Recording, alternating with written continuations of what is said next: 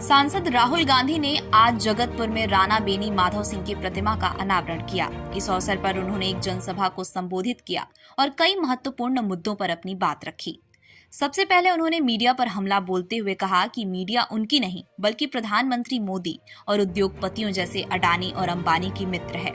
राहुल गांधी ने आरोप लगाया कि मीडिया महंगाई, बेरोजगारी जैसी समस्याओं पर ध्यान नहीं देती, लेकिन अंबानी की शादी जैसे मुद्दों को प्रमुखता से दिखाती है।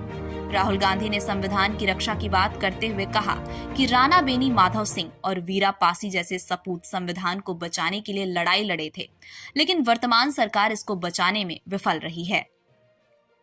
उन्होंने स्पष्ट किया कि यदि सरकार संविधान की रक्षा के लिए कुछ नहीं करती तो वो खुद इसे बचाने के लिए संघर्ष करेंगे।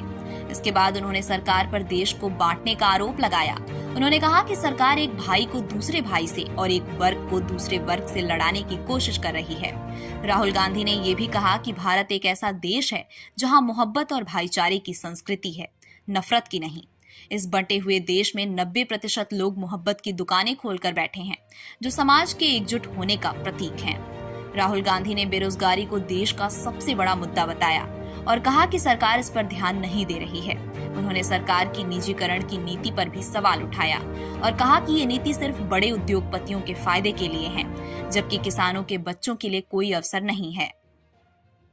उन्होंने ये भी कहा कि दो तरह का हिंदुस्तान नहीं होना चाहिए, बल्कि देश को एकजुट और एक समान होना चाहिए।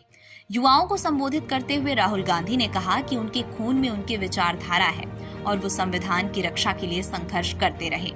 अंत में उन्होंने रायबरेली के बारे में कहा कि ये देश का पहला संसदीय क्षेत्र है जहां 2 सांसद हैं, एक वो खुद हैं और दूसरी उनकी बहन प्रियंका गांधी हैं। राहुल गांधी ने मजाकिया अंदाज में कहा कि प्रियंका को वो कभी-कभी बुलाएंगे और जब वो वायनाड बुलाती हैं तो वो वहां जरूर जाएंगे।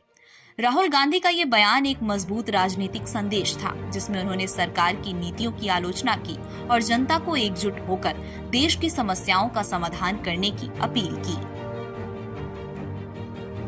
रायबरेली